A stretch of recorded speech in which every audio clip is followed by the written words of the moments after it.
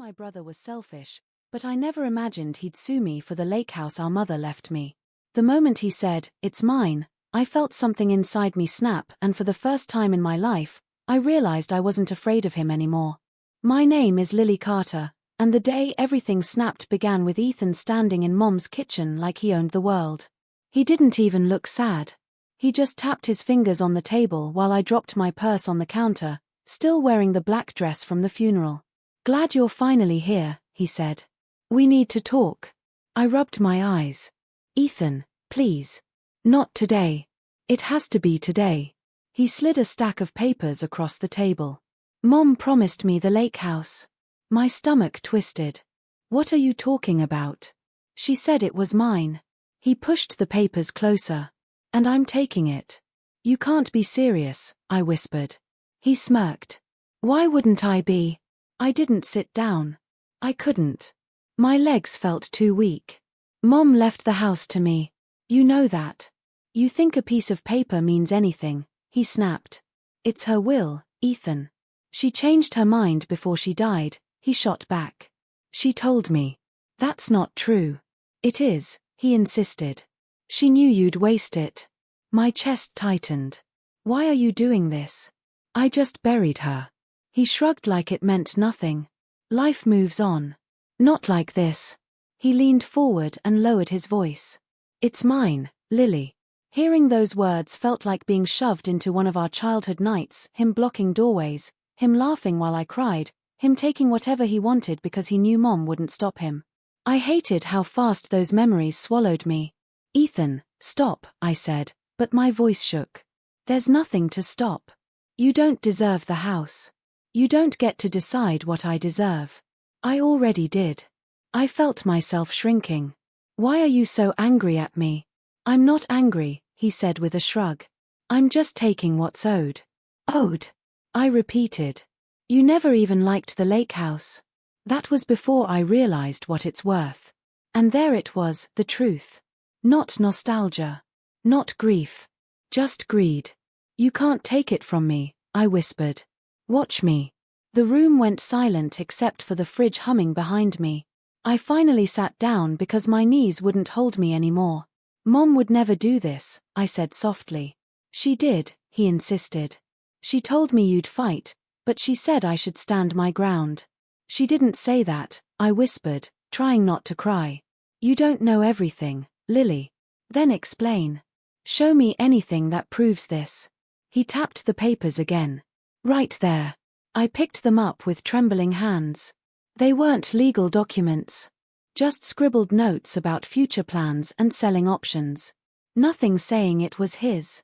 "This isn't proof," I said. "It's enough," he muttered. "No, it isn't." He slammed his hand on the table. "Stop acting like you're better than me. I never thought that." "You did," he hissed. "You always did." "I was protecting myself," I said. "You scared me. Don't blame me for your weaknesses." My breathing turned shallow. "You bullied me. Grow up." I stared at him, my younger brother, the boy who once locked me outside during winter because I didn't let him cheat on a video game. The boy Mom kept making excuses for. The boy who had grown into a man who still wanted to hurt me. "You need to leave," I finally said. He laughed. "This is my house now."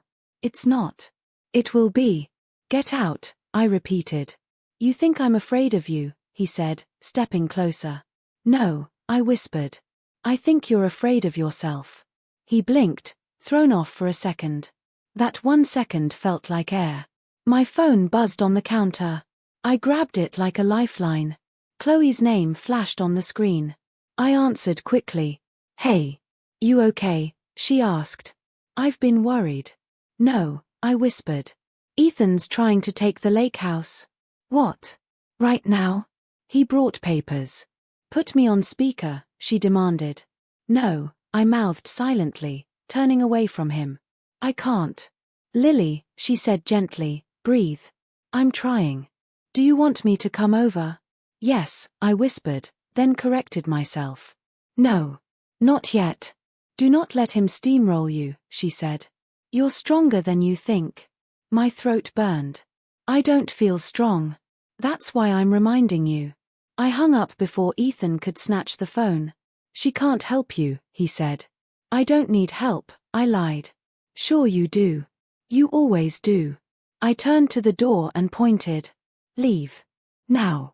He grabbed the papers. This isn't over. It is for tonight. He smirked as he walked out. We'll see. When the door closed, I sank to the floor. I hated how small I felt. I hated how his voice still controlled my body. But somewhere beneath the shaking, something warm flickered. A fire. The first one I'd felt in years. When I opened the mailbox and saw the thick envelope with Ethan's name on the return address, my hands instantly went numb. I carried it to the porch like it was radioactive. The moment I tore the seal and saw the legal header, the air left my lungs. No, no, no, no, I whispered. He didn't. I dialed Ben with shaking fingers. Please pick up, I begged. He answered on the third ring. Lily, are you okay? He sued me, I blurted out. A pause. What do you mean? I got lawsuit papers, Ben. For the lake house. He sighed softly. Can you read me the first line? I can't, I said, voice cracking. I can't even look at it again. Lily, he said gently, I'm here. Just tell me what it says. It says he's contesting the will. He wants full ownership. He's claiming Mom changed her mind. That doesn't match anything in her estate documents. He doesn't care, I whispered. I do. Bring it to my office tomorrow. I don't want to go to court. You won't lose, he said. The will is clear. He wants to hurt me, I said. Not win. Ben went quiet for a moment. Then we make sure he can't. I pressed my forehead to my knees. I hate this. I know, he said. But you're not alone. I feel alone. You're not. Come tomorrow, okay? Okay, I whispered, and hung up. I didn't move. I just stared at the envelope like it might explode. My chest felt tight, like someone was squeezing my ribs from the inside. The sun was warm, but I was freezing.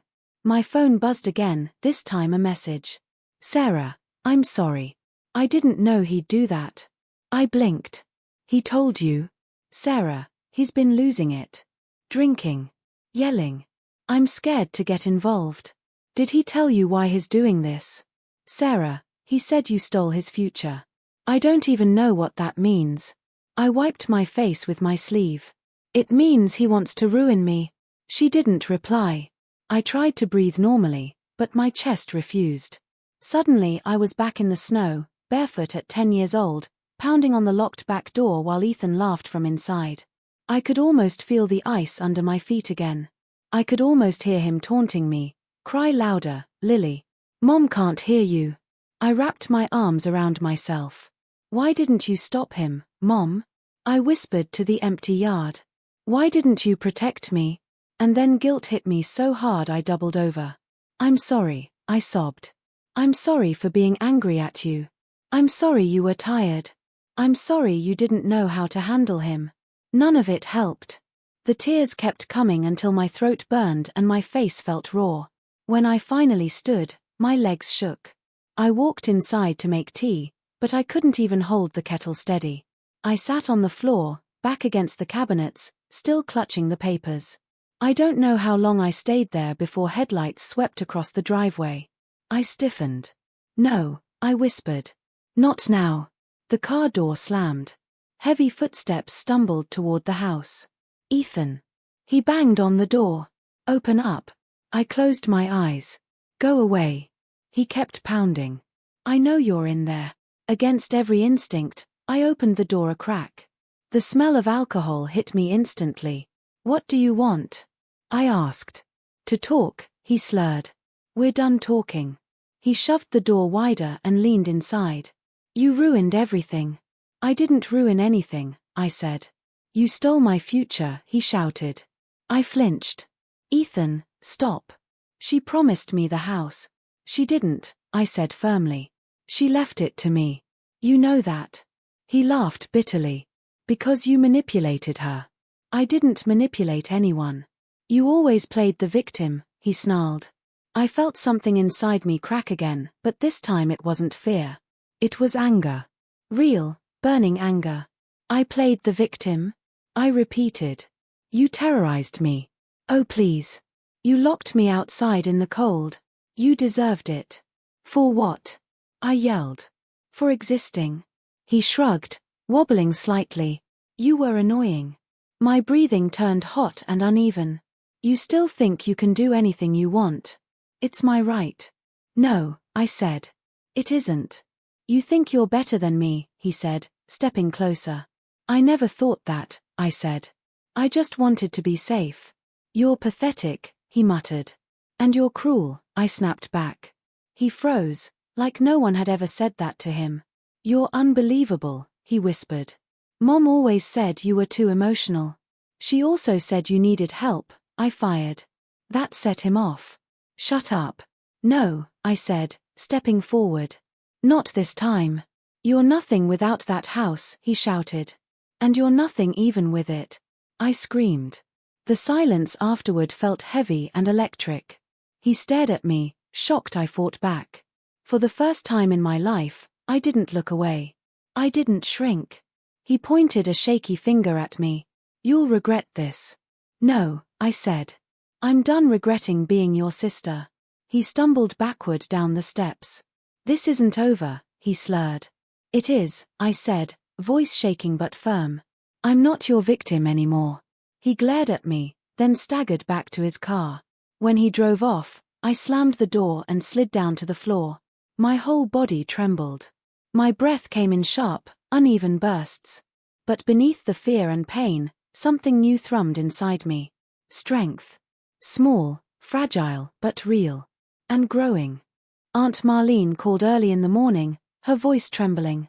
Lily, can you meet me today? It's important. My stomach tightened.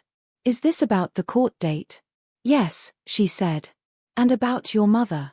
I met her at the diner near the courthouse. The moment I walked in, she stood and hugged me tightly. You look exhausted, she whispered. I am, I admitted, sliding into the booth. What's going on? She reached into her purse. I found something you need to read. What is it? I asked. She set a worn leather journal on the table.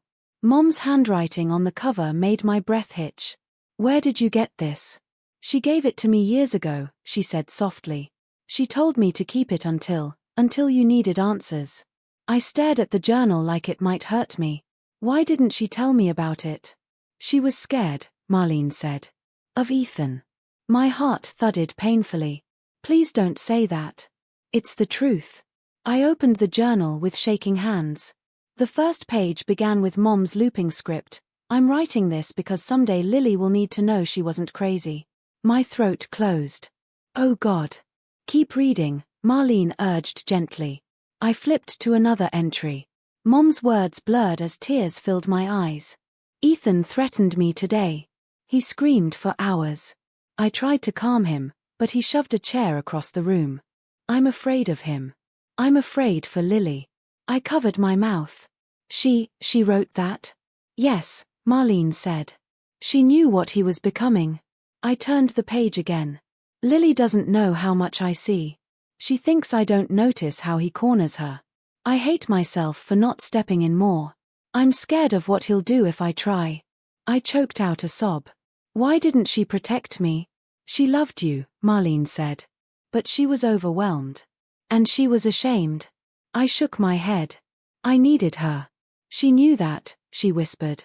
That's why she left you the lake house. I looked up sharply. She wrote that.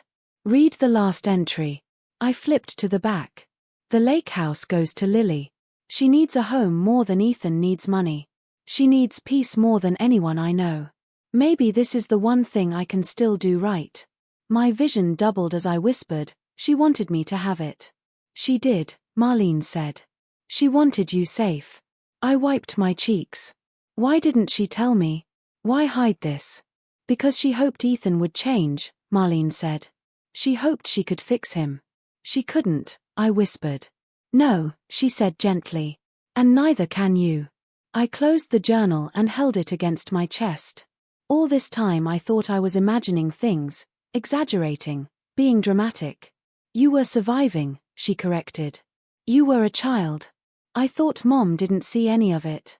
She saw everything, Marlene said. And she regretted not protecting you. I felt something shift inside me, like a wound reopening and healing at the same time. I wasn't crazy, I whispered. No, sweetheart. And I'm done being afraid. Marlene reached across the table and squeezed my hand. Good. Because you're stronger than you think.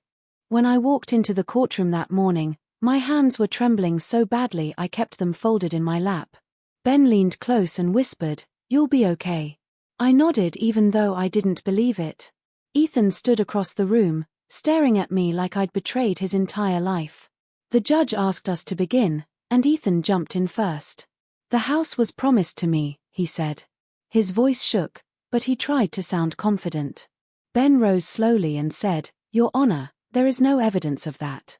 I held my breath as he placed Mom's will on the table. Ethan scoffed. "Mom told me privately." Ben didn't flinch. "Then why didn't she write it down?" Ethan hesitated, and the entire room felt the shift. Ben opened the journal next. "This is her handwriting," he said softly. "And she explains exactly why she left the lake house to Lily." My heart pounded. Ethan stepped forward. "That journal is fake." Ben raised an eyebrow. "Then explain why her signature matches every legal document we've already submitted." Ethan's face tightened. I whispered, "Please stop lying," before I could stop myself. He spun toward me. "You ruined everything," he shouted. I felt the room freeze around us. The judge slammed his gavel. "Mr. Carter, control yourself." Ethan tried to speak again, but his voice cracked. Ben whispered, "It's over for him." I wanted to believe it. My hands shook as the judge read the decision. "The property remains with Lily Carter." I gasped and covered my mouth. Ethan burst out, "She manipulated Mom." The judge warned him again, but he wouldn't stop. Sarah suddenly rose from the back row. "She didn't manipulate anyone," she said. Ethan whipped toward her. "Sit down." She shook her head. "You threatened me too, Ethan. You said you'd ruin me if I left." My breath caught. He stared at her like he couldn't believe she'd spoken. "You're lying," he said. "No," she answered, voice shaking. "I'm done covering for you." I watched him break, his shoulders collapsing, his hands shaking. For a second, I expected to feel satisfied. Instead, I felt only exhaustion, like the nightmare had finally reached its end. When the judge dismissed us, I walked out slowly. Ethan stumbled after me. "You ruined me," he yelled. I turned to him, my voice steady for the first time in my life. "No," I said. "You ruined yourself." He froze, and for once, he had no comeback. I stepped past him without looking back. Ben caught up to me outside. "You okay?" he asked gently. I wiped my eyes. "I think so." He nodded. "You did well." I whispered, "I didn't feel strong." He shook his head. "Strength isn't loud, Lily. Sometimes it's just surviving long enough to walk away." His words settled deep in my chest. That evening, I sat on the porch of the lake house as the sun fell. "I'm free," I whispered to the water. "And I won't lose my peace again."